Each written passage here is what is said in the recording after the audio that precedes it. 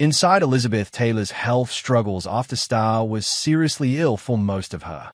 Elizabeth Taylor was an iconic Hollywood actress who starred in numerous films during her career, but she faced a number of health issues throughout her life. In the final chapter of her life, Taylor was admitted to the hospital for treatment of cardiac issues. On March 23, 2011, the legendary actress died from congestive heart failure. Yet her remarkable medical history tells a story of extraordinary resilience and survival. Her health struggles began at birth when she was diagnosed with scoliosis, an abnormal spinal curvature, which caused her persistent back discomfort throughout her years. When she was just 21 years old, the star narrowly escaped permanent vision loss after a corroded metal fragment became embedded in her eye during filming of the 1953 movie Elephant Walk. Benny Blanco's mom hid in the bathroom as masked men broke into her Studio City home. Dick Van Dyke, 99, opens up about his 46-year age gap with wife Arlene Silver. However, these medical challenges paled in comparison to the serious health battles that would follow. "My body's a real mess," the star admitted in a 2004 interview, age 72, speaking about her scoliosis. "I've become one of those poor little women who's bent sideways.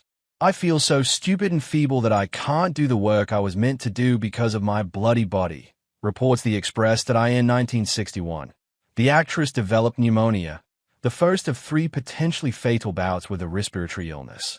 Following her initial diagnosis with the condition, which causes inflammation in the lungs' air sacs, Taylor underwent an emergency tracheotomy procedure.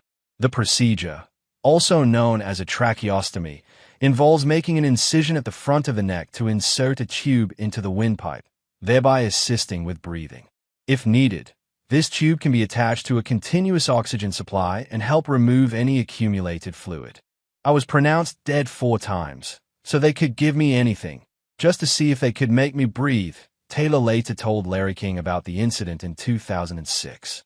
Then, in 1990, Taylor was hospitalized in an intensive care unit in Los Angeles after contracting the infection again.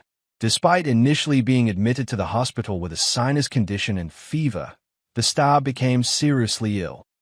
Read more. Dick Van Dyke, 99, opens up about his 46-year age gap with wife Arlene Silver. Read more. Dolly Parton gives rare health update after more cancelled appearances. Read more. Katy Perry set to receive $2 million from disabled veteran over property row shortly after recovering from her first case of pneumonia. Taylor received the devastating diagnosis that she had a benign brain tumor. Before doctors discovered the tumor's presence, the star experienced both a seizure and a stroke, both potentially fatal conditions in their own right. Although a benign brain tumor is non-cancerous, its presence can trigger severe symptoms and bodily effects. If a tumor grows particularly rapidly, symptoms can include, much like the symptoms, the location, type, and size of a brain tumor determine the specific treatment approach for each patient. In the majority of cases, including Taylor's, surgical removal of most of the tumor is the primary intervention. While tumors typically don't recur after the operation, chemotherapy may be necessary to manage any remaining cell growth. Discussing her brain tumor openly with the media, Taylor remarked at the time, "The ups and downs, the problems and stress, along with all the happiness, have given me optimism and hope because I am living proof of survival." She then reflected on her extraordinary resilience in overcoming numerous health challenges. "I've come through things that would have felled an ox." Between 1997 and 2002, Taylor would confront another health battle, this time with skin cancer.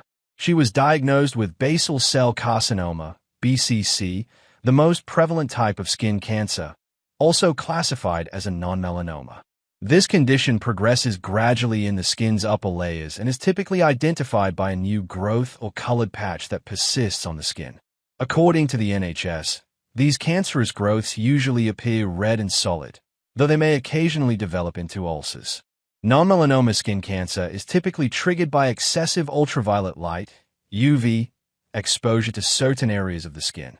It most frequently affects the face, ears, hands, shoulders, and backed up. BCC generally presents as a small, shiny pink or pearly white lump with a translucent or waxy appearance. It can also manifest as a red, scaly patch.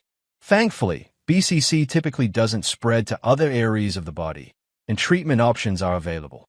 Taylor received radiation therapy, which usually proves highly effective. Demonstrating remarkable strength, Taylor successfully endured spinal surgery in 2004 to repair 7 compression fractures. Maintaining her sharp wit throughout, Taylor remarked, "People must think, my God, she's still alive.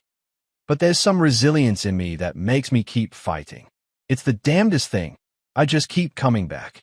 In 2005, 6 years prior to her passing, Taylor was questioned about why she believed she had survived so many near-death experiences.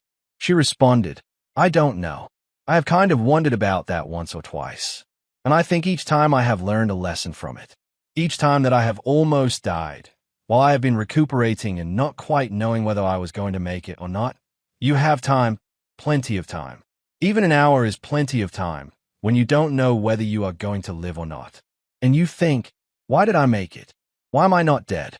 Everything indicated that I should be." Following a 7-year struggle with congestive heart failure, Taylor died. Johns Hopkins Medicine describes the seriousness of this condition, which prevents the heart from pumping blood effectively throughout the body as it normally would. This circulation issue means insufficient oxygen-rich blood reaches the body's vital organs, and eventually the body attempts to adjust in various ways. Whether treated or not, heart failure typically worsens progressively over time. While no clear explanation ever emerged for Taylor's extensive health challenges, many of which remain unmentioned, the star's determination to confront each obstacle was extraordinary, particularly while maintaining a thriving Hollywood career. Discussing the afterlife during a 2006 interview, Taylor reflected, "I don't believe our spirits die. I think our spirits are out there, and other people's souls intermingle with ours, and I think something continues."